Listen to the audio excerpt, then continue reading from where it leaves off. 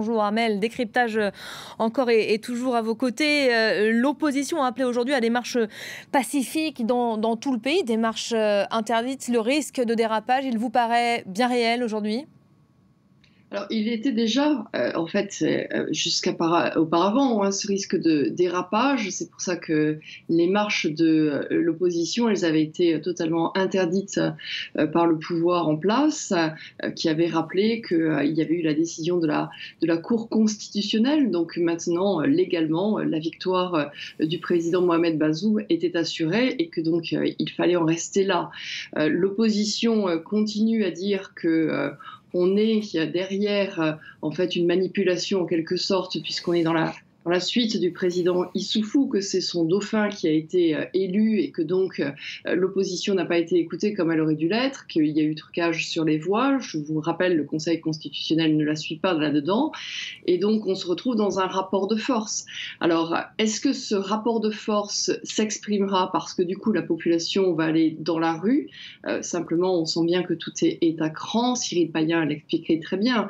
Et donc, si les gens viennent à sortir, il y a effectivement des risques de dérapage, ou alors est-ce qu'au contraire, après ce coup de force qui a eu lieu pendant la nuit, l'opposition va calmer le jeu et donc rentrer plus dans le rang?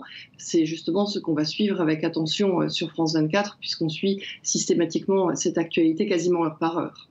Le défi sécuritaire, ce sera clairement le principal enjeu de ce nouveau président qui s'apprête à prendre ses fonctions dans 2 jours. Donc, le défi sécuritaire, et on s'attendait davantage, Cyril nous le rappelait, à des événements frontaliers avec les autres pays, là où l'organisation État islamique, là où les djihadistes ont beaucoup fait parler d'eux ces derniers jours, ces dernières semaines.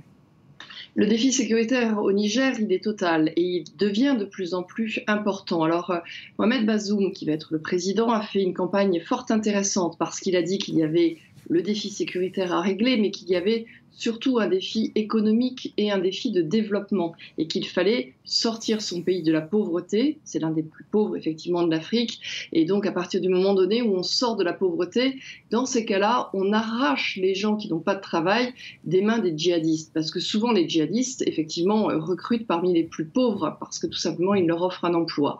Alors cette question de la sécurité, elle est fondamentale au Niger, parce qu'on est dans toute cette zone d'influence du Sahel, où il y a effectivement de la part de l'organisation de l'État islamique la volonté de faire trébucher les pays pauvres, les pays justement qui sont en fragile.